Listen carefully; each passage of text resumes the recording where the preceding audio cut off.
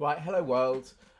We're here today because Rega have introduced their new Planar 6 turntable, and I'm going to offer you my thoughts.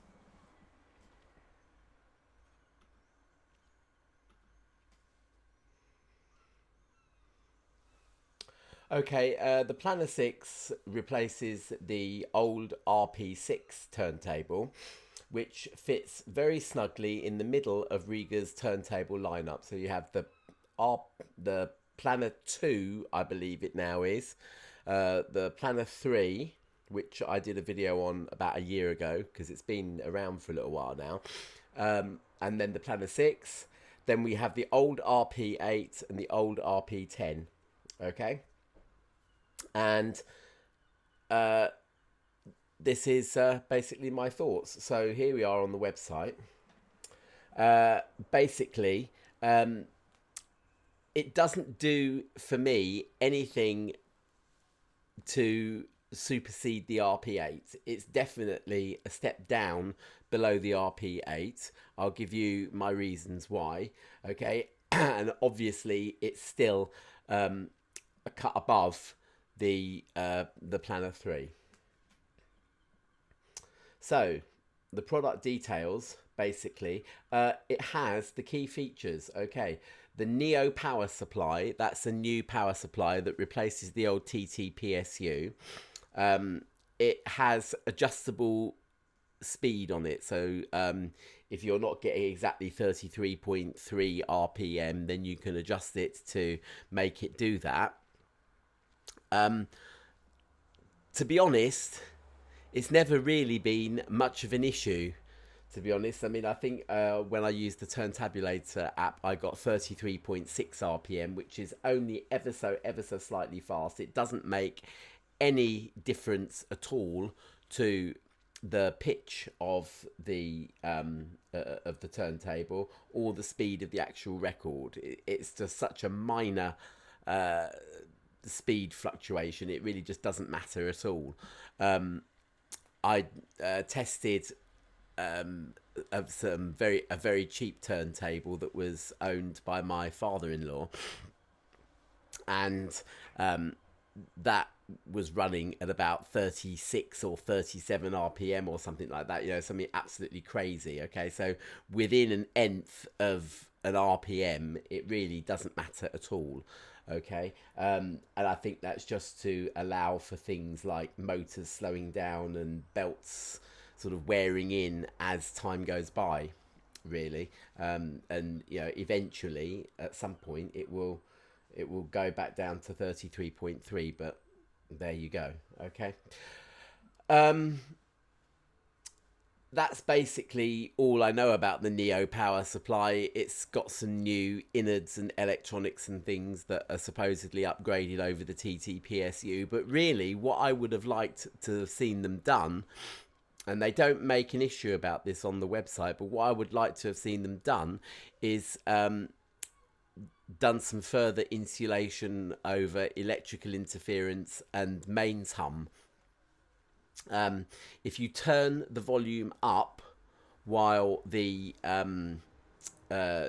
turntable input is selected, you just get a lot of hum. Okay, it's not an issue at civilized normal volume levels. You just don't hear it, but certainly, and this is rather bizarre, really. If you turn the volume right up and then move the turntable, the tone arm, so that it hovers above the middle of the record, the hum is much more pronounced than if you have the tone arm sitting on its rest. I don't quite know why that is. I think it just might be to do with leads and wires and things, just basically being in the wrong position. And again, it's quite common with Rega things because they don't ground their turntables, or at least they do ground their turntables, but they don't allow the user to do that. Most turntables will have a separate grounding lead hanging out of the back, which then connects to a grounding input on the amp. Now, Rega's amps and phono stages have that grounding input if you're using another turntable. but their grounding is not particularly all that good, it has to be said. Okay, so that's what I would have liked to have seen, an improvement in that, because what it would do is reduce the noise floor at civilized volume levels even further. But yeah, they may have done that. They just might not be saying that they have done it. But rather than have this this speed adjustment thing, I would rather that they'd made a bit more of an attempt, or an obvious attempt, to shield the TT-PSU from grounding issues. Super lightweight foam core plinth, that's different. Okay, they're using a different material to make it very light but very, very stiff and rigid and durable, and the effect that that will have, I would imagine, on the sound quality is to tighten up the bass. Certainly from me, with all my hi-fi piled up on an IKEA table with bits on the floor and goodness knows what, which is what I used to have way back in the late 90s when I first started getting into hi-fi. That was basically how my hi-fi was. Okay, and getting rid of the IKEA table and getting a proper hi-fi turntable rack basically had the effect of improving the bass, making it funkier, making it more danceable where necessary, yeah,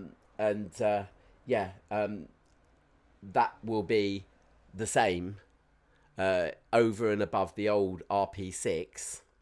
It will have tighter bass. It will move and groove a little bit more. Not that the old RP6 didn't groove and funk, but this just tightens it up just that little bit more. Okay, the plinth laminate, non-marking, matte finish, scratch resistant, high rigidity skin. Yeah, the RP8 is a glossy finish.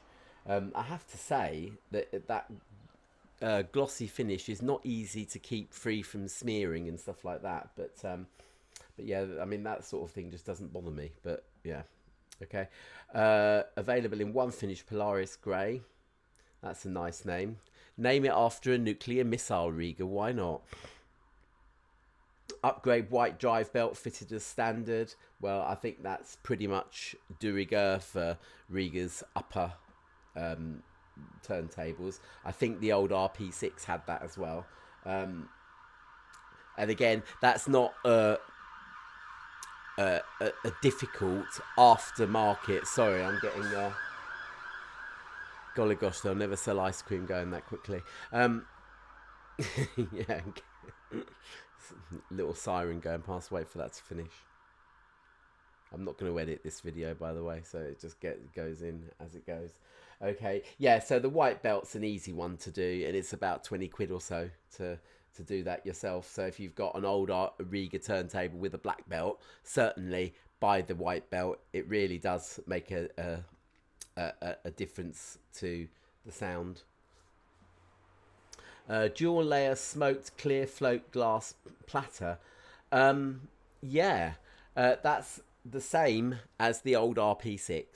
Okay, the RP8 has a 2-tier glass platter. I don't know if we can see a picture here. We'll have a look. Have a look in the gallery.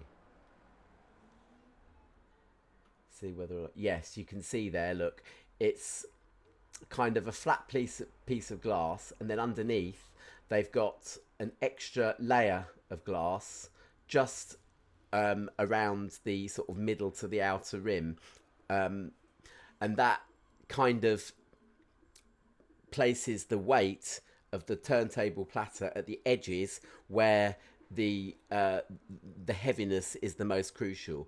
The RP8 has a 2-step one, which is better. Okay, makes the outer rim a lot heavier. What have I done? No. Come along. Product details. Okay, yeah, so that's the same as the old RP6. Okay, single piece aluminium sub platter. Yeah, I don't know. I think the old RP6 may well have had a plastic sub platter. I think they're saying that's a new thing. Custom machined high precision drive pulley, patent pending, ultra low friction central brass hub. Yeah, I think that's pretty much the same as the RP8. Double brace technology, that's this sort of, again, let's go back to the gallery, see if I can see one. Yeah, you can just see here this sort of metal brace going, it sort of loops around the base of the tone arm and then comes along to the middle to brace that part of the platter to make it stiffer again in the areas where it needs to be. And that's pretty much, that's been standard on planar turntables and RP turntables, certainly in the upper ranges of turntables for the last several years. Product details. RB330 handmade precision tone arm with custom stainless weight. So that is the same as on the new Planar 3. So it has the proper white labels on the tracking force gauge so that you can see the tracking force that you're setting your tone arm to. It has a slightly different anti-skating mechanism that again is easier to use, less easy to knock, which is a bit like the old style planar turntables from the mid-noughties. There were too many quality control issues that they had with the printing on the old tracking force gauges and anti-skating things, but I think they've resolved that now, which is why they're bringing it back. Because as I've said before, when I set up my RP8 with black on black for the tracking force markings, it really is a pain in the neck. You have to do it with a torch in one hand or your phone flashlight thing, and then try and do it one-handedly, and it really is not an easy job to do. So yeah, that's a real thing that's worth having. The new high-speed 24-volt low noise synchronous motor, again, they've it's slightly been adjusted to go with the new Neo power supply, but yeah, that's nothing new. New smoke dust cover, new aluminium foot trims and planar style feet, available with the Ania MC cartridge factory fitted, which I would suggest would be a very, very good match for it. Okay, now the reason why they're suggesting the Ania, and they suggest that you can use the Ania with the RP3 as well, or the Planar 3, whatever it is, because essentially it's the same tone arm as is on the Planar 3, which again is why it's not a step up to the RP8, because the RP8 has a better tone arm. It's got the RB808 tone arm on it, which is pretty similar. But as I say, it has the black on black tracking thing. It has the anti-skate mechanism as being the push-pull thing. And it's manufactured to higher tolerances though.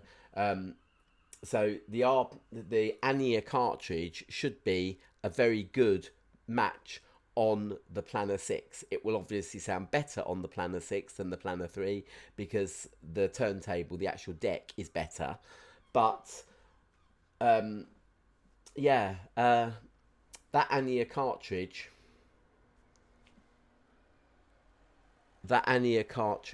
is a thing of lust, I think. It's a moving coil cartridge for the rest of us. It kind of it bridges the gap between the top rate moving magnet cartridge, which is the Exact, and the obviously sort of top flight Afita 2 things. Now for the RP8, the Afita 2 is an absolute no-brainer, okay? But the difference between the Anya and the Afita 2 is that the Anya has an elliptical stylus, whereas the Afita 2 has a better, more polished, fine line tip. To be honest, I still think that the Anya would be a good cartridge, which is why, folks, I've gone ahead and ordered one. Okay, it's called the Never Never. I have had some donations given to me. I'd like some more, obviously, but yeah, I've kind of got it on the Never Never and hoping that the donations will roll in a little bit quicker so that I can sort of make up the money that I've spent on it. Okay, but yeah, I will be getting that this coming Friday. I should try and make a vlog for my YouTube channel, and you'll obviously see it in action as well. Okay, can I say a very thank you very much to anyone that's donated to the channel. I've had 3 or 4 donations, including the _ Cavalier. I've had someone called Christopher and someone called Edward, I believe, who have also donated to me. And yeah, just keep the donations rolling in. Keep liking, sharing the videos and things like that, because it does help to get stuff out on the channel. Okay, I'm going to leave it there, and yeah, okay. Just in short, the Planar 6 and Neo PSU is an absolute no-brainer. I think with the Anya cartridge fitted, it's about £1,400. Without the Anya, it will be around about the £800–900 mark, which again is pretty much in the same ballpark as the RP6 was anyway. Okay, it's an absolutely crucial turntable, I believe, in Rega's lineup, because it does bridge the gap between low end but good cheap turntables and the high end. But yeah, it just really gives a taster of what is absolutely possible on a really good turntable setup. So hopefully Rega have got it absolutely right. They very rarely get it wrong. And yeah, if you choose to get one of those, then get one by all means and enjoy it, because it would be fabulous. Okay, and again, with that Anya cartridge, it's a no-brainer. You could get one with an Exact, which I'm sure will sound brilliant, because my Exact, particularly in this RB808 tone arm, which grips it like a bitch, and really makes it work very, very hard. And yeah, I mean, the Exact moving magnet cartridge is a fantastic cartridge for anyone, but I've never had a moving coil cartridge before, hence the Anya, a moving coil for the rest of us, cheaper than the Afita 2, and obviously the Aphelion, which goes on the RP10.